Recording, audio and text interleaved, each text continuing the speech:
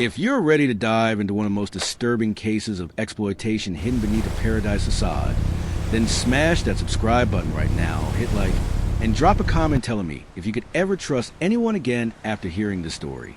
Because what starts as a dream job in tropical waters becomes a nightmare nobody saw coming. Let's get into it. The emergency call came through at 11:23 p.m. on a Thursday in late August.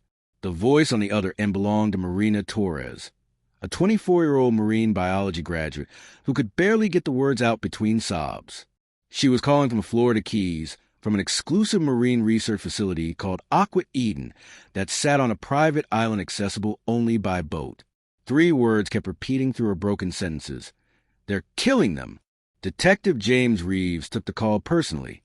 He'd been with the Monroe County Sheriff's Office for 16 years, and something in Marina's voice, the raw terror mixed with desperation, told him this wasn't a prank or a mental health crisis. This was real fear. Ma'am, I need you to tell me exactly what's happening. Who is killing whom? The Dolphins, Marina whispered, her voice dropping so low James had to press the phone harder against his ear. They're killing the Dolphins. But that's not the worst part. There are people here who tried to stop it, and now they're gone. Just gone. And I think I'm next. James felt ice crawl down his spine. Where are you right now? Are you safe? I'm hiding in the equipment shed near the eastern dock. I can see lights from the main building. They're looking for me. Detective, please, you have to come now. Before sunrise. If they find me before you get here. Her voice broke off into a sound that was half sob, half gasp. Stay exactly where you are. Do not move. We're coming. James assembled a team in under 20 minutes. Aqua Eden wasn't just any marine facility. It was a luxury eco-tourism destination that charged wealthy clients $50,000 for week-long dolphin therapy experiences and exclusive marine encounters. It was owned by Dr. Vincent Carrow, a charismatic former neuroscientist who'd built an empire on the promise of healing through human-dolphin connection. Celebrities posted about their life-changing visits. Medical journals published studies on the therapeutic benefits. The place was untouchable, beloved, protected by money and influence. But James had learned long ago that the brightest lights often cast the darkest shadows. The boat ride to the island took 40 minutes through choppy waters. James brought Deputy Sarah Mitchell, Officer Carlos Mendez, and 2 paramedics. As they approached the dock, the island looked like something from a postcard. Palm trees silhouetted against the moonlight, white sand beaches, elegant buildings with floor-to-ceiling windows overlooking lagoons where dolphins were kept in massive enclosures. But there was something off. The lights in the main building were blazing at midnight. People were moving inside, shadows crossing and recrossing the windows with urgent purpose. And the usual sound of dolphins, the clicks and whistles that these facilities were famous for, were absent. The water was silent. James's radio crackled. Detective, we got movement at the eastern dock. Someone's running. They found Marina exactly where she said she'd be, crouched behind a stack of diving equipment, her wet suit still dripping seawater, her eyes wide and red from crying. The moment she saw James's badge, she collapsed forward, and Sarah caught her. You came. Oh, God, you actually came. I thought they'd get to me first. I thought I'd just disappear like the others. What others? James asked gently, kneeling beside her. Marina, I need you to tell me everything. Start from the beginning. Marina's story came out in fragments, puzzle pieces that didn't quite fit together yet. She'd been hired 3 months ago as an assistant dolphin trainer. It was her dream job, everything she'd worked toward through years of school and unpaid internships. Dr. Carrow himself had interviewed her, had been charming and passionate about the work they were doing. The first 2 weeks had been perfect. She worked with 6 dolphins in the main lagoon, learning their personalities, their preferences, the way they communicated. But then she'd been moved to a different section of the facility, an area guests never saw. Building 7, they called it. Access was restricted, security codes required, and only senior staff were allowed inside. What's in Building 7? James asked. Marina's hand shook as she pulled a small waterproof bag from her wetsuit. Inside was a USB drive. Everything. Videos, financial records, medical logs. I've been documenting it for 2 weeks. I was supposed to leave tomorrow morning, supposed to take this to the authorities, but they found out. Dr. Carrow called an emergency meeting tonight, and I heard him on the phone. He said my name. He said I was a problem that needed to be solved permanently. What did you see in Building 7? Experiments. They're not doing therapy. Detective, they're doing brain research. Invasive procedures on live dolphins. They're testing some kind of neural interface technology, trying to map dolphin consciousness. And when the dolphins don't survive the procedures, they just bring in new ones. The therapy guests, the celebrities, the families paying $50,000, they have no idea. They're swimming with dolphins in the pretty lagoons while behind closed doors, dolphins are being dissected alive. Carlos swore under his breath. Sarah's face had gone pale. And the people who disappeared? James pressed. 2 other employees found out. Marcus Webb, he was a veterinary technician. He threatened to go public 6 weeks ago. They said he quit, said he took a job in California. But his apartment is still full of his stuff. His car is still in the staff parking area on the mainland. And then there's Dr. Yuki Tanaka. She was a visiting researcher from Japan. She started asking questions about the mortality rate, about why so many dolphins were dying. She was supposed to fly home 3 weeks ago. Her family has been calling, filing missing person reports. The facility says she extended her stay, but I've seen her room. Her passport is still there, her plane ticket, and used. James felt a familiar weight of a case settling over him. That moment when you realize you're not dealing with a simple crime, but something vast and dark and carefully constructed. Marina, I need you to come with us right now. We're taking you into protective custody, and then we're getting a warrant to search this entire facility. But before Marina could respond, the lights in Building 7 suddenly went dark. All of them simultaneously, as if someone had thrown a master switch. The facility plunged into an eerie half-darkness, lit only by emergency path lights and the moon reflecting off the water. They know we're here, Marina whispered. They're destroying evidence. Right now, they're erasing everything. James grabbed his radio. We need backup at Aqua Eden immediately. Possible destruction of evidence in progress. Possible homicides. Get me everyone available and get me that warrant now. They moved quickly toward the main complex, Sarah staying with Marina, while James and Carlos approached Building 7. The door was locked, but through the windows, James could see shadows moving inside, the glow of computer screens being frantically operated. The fire burned for 3 hours before it was finally contained. By the time the flames were extinguished, Building 7 was nothing but a blackened skeleton of twisted metal and ash. The FBI arrived at dawn, along with representatives from the National Oceanic and Atmospheric Administration, the Department of Justice, and half a dozen other agencies that suddenly had jurisdiction over what was rapidly becoming one of the most complex criminal investigations Florida had ever seen. James stood on the dock as the sun rose, watching dive teams pull bodies from the lagoon. 5 victims so far. Marcus Webb, Dr. Yuki Tanaka, and 3 others who were still being identified.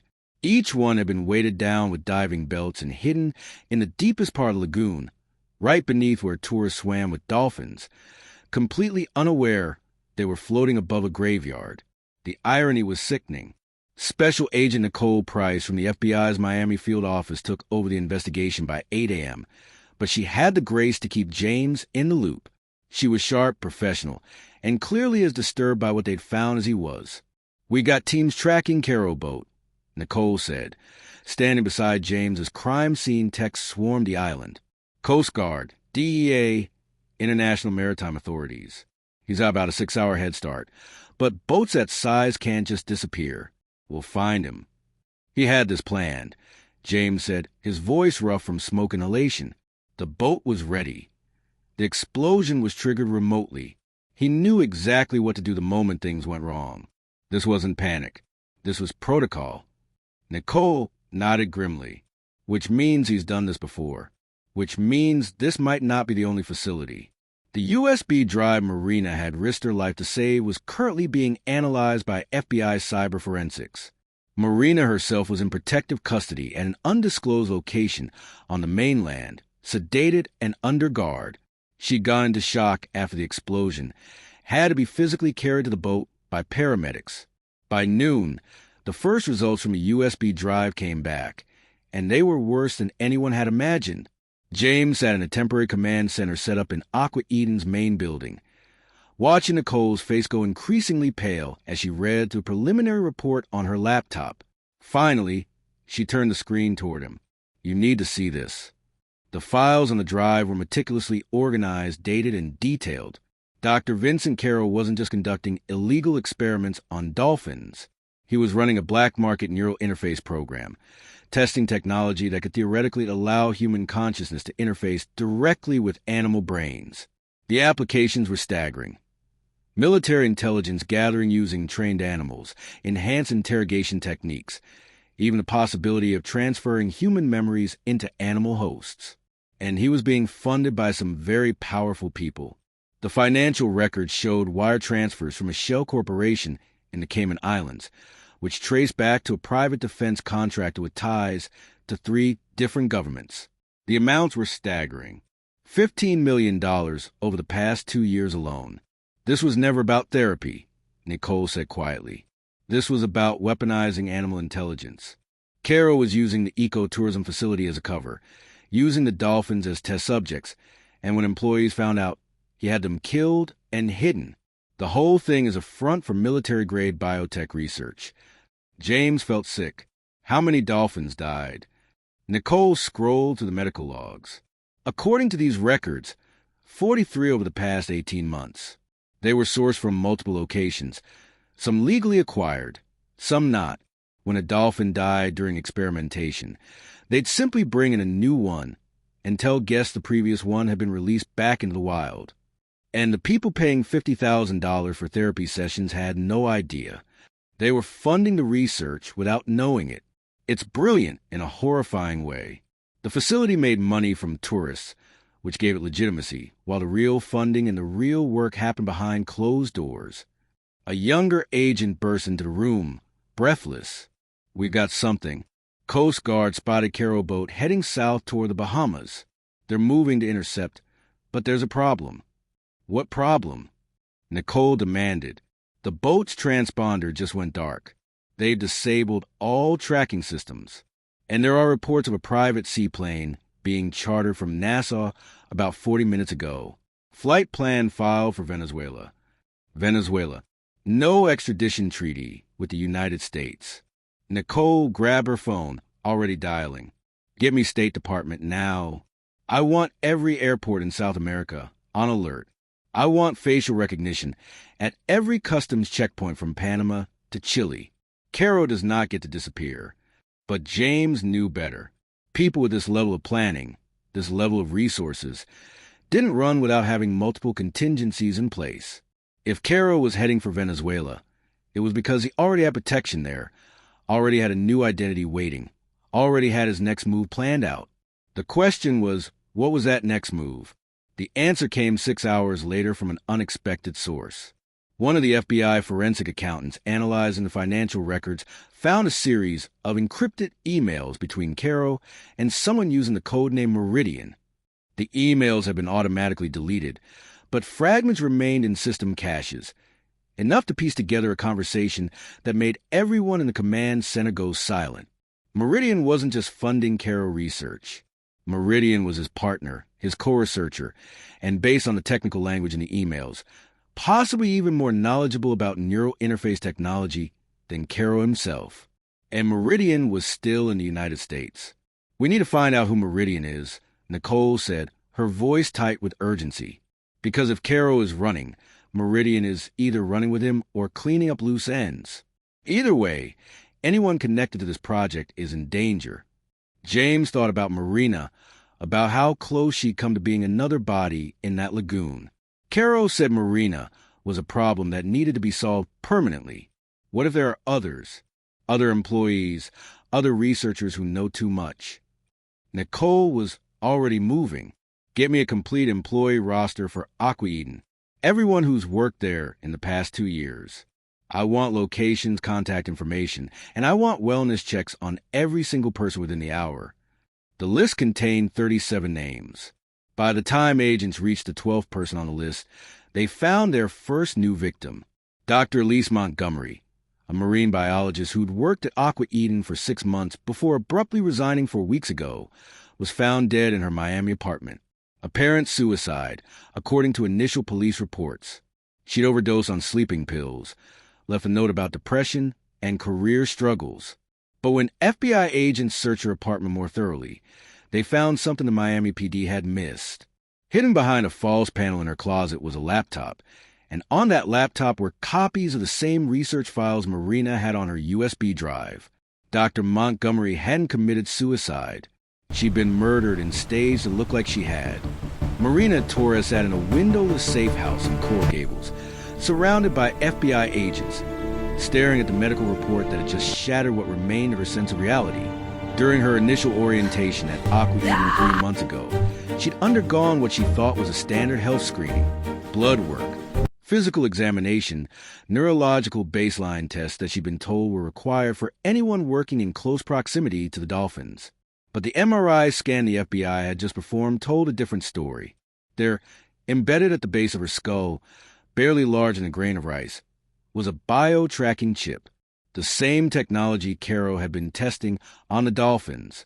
Marina hadn't just been an employee. She'd been an experiment from the very first day. How many others? Marina asked, her voice hollow.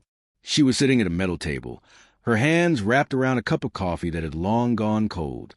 Detective James Reeves sat across from her. Agent Nicole Price, standing behind him. "We're checking everyone on the employee roster," Nicole said gently. "So far, we've found chips in 4 other former employees. All of them were told the same thing during orientation. All of them thought it was standard medical screening. Can you remove it?" Marina's hand went unconsciously to the back of her neck. "We will, as soon as it's safe. But right now, it's our only advantage. Carrow thinks you don't know about it. He thinks he can track you, use you as bait or leverage. We're going to use that against him." James leaned forward. "Marina, I need you to think very carefully. During your time at Aqua Eden, did Carrow or anyone else ever mention other facilities? Other locations where they might have been conducting research?" Marina closed her eyes, forcing herself back through memories she'd been trying to forget. There were satellite phone calls. "I heard Carrow taking them in his office sometimes. He'd speak in Spanish, or Portuguese maybe. I don't know, I couldn't understand most of it. But I remember once, about a month ago, I walked past his office and heard him say something about Phase 2 and the river site. At the time, I thought he meant some conservation project. Now it means he already had an escape plan." James finished. He had a backup facility ready to go. The next 72 hours became a masterclass in international criminal investigation. The FBI coordinated with Interpol, the DEA, Brazilian Federal Police, and intelligence agencies across South America. Satellite imagery of the Amazon basin was analyzed for any structures that might indicate a research facility. Financial records were traced through a maze of shell corporations and offshore accounts. And slowly, painstakingly, they began to narrow down Carrow's location. The break came from an unexpected source. Dr. Helena Ruiz, the marine biologist consultant on the case, had contacts throughout the South American conservation community. One of them, a Brazilian researcher named Dr. Paulo Santos, who studied pink river dolphins in the remote Marina Reserve, sent a troubling message. Several dolphins in his study area had gone missing over the past month. More concerning, local indigenous communities had reported seeing a large boat with sophisticated equipment moving through restricted waterways, accompanied by armed guards. The boat belonged to a shell company registered in Panama, but Dr. Santos had managed to get photos from one of the tribal leaders. The boat in the photos matched the one that had fled Aqua Eden. They're in the Marina Reserve. Nicole said, studying the satellite images, it's one of the most remote and protected areas in the Brazilian Amazon, which means they either have permission to be there, or they've paid enough people to look the other way. James studied the map. The reserve covered over 4,000 square miles of flooded forest, a labyrinth of rivers and channels that change with the seasons. Finding anyone in that vast wilderness would be nearly impossible without local help. "We need boots on the ground," he said. "We need someone who knows that area, who has relationships with the local communities, who can move through there without alerting Carrow." Dr. Santos volunteered immediately. Within 24 hours, he was coordinating with Brazilian federal police and a specialized unit that handled crimes in protected indigenous territories. The plan was delicate, dangerous, and completely dependent on moving quickly before Carrow realized they were closing in. But Carrow was already 3 steps ahead. On the 4th day of the manhunt, another body was found. This one wasn't in Florida. It was in Boston, Massachusetts. Dr. Adrian Foster's research assistant, a graduate student named Timothy Chun, had been found dead in his apartment. Apparent drug overdose, according to initial reports. But FBI forensics found the same stage suicide markers they'd seen with Dr. Elise Montgomery. And on Timothy Chen's computer, they found evidence that he'd been trying to blow the whistle on Foster's research. He'd compiled documents, prepared to go to the press, scheduled a meeting with a journalist from the Boston Globe. He'd been silenced 2 days before that meeting. "Foster is still in the U.S., Nicole said, staring at the crime scene photos. "Or he has people here working for him. This isn't Carrow cleaning up from South America. This is someone on the ground, eliminating threats in real time." The investigation split into 2 tracks. James stayed focused on finding Carrow in Brazil. Nicole redirected resources to finding Foster's network in the United States, to identify who else might be working with him, who else might be in danger. The list of potential targets was terrifying. Every employee who'd ever worked at Aqua Eden, every researcher who'd collaborated with Carrow or Foster, every journalist who'd started asking questions about marine mammal deaths or unusual research practices. They're not just running, James realized. They're eliminating everyone who could testify against them. They're burning down the entire trail of evidence, one person at a time. In Brazil, Dr. Santos and the federal police team were making progress. They'd located the boat, anchored in a hidden channel deep in the reserve. Surveillance drones confirmed the presence of a temporary structure built on stilts over the water, the kind of floating research station common in the Amazon.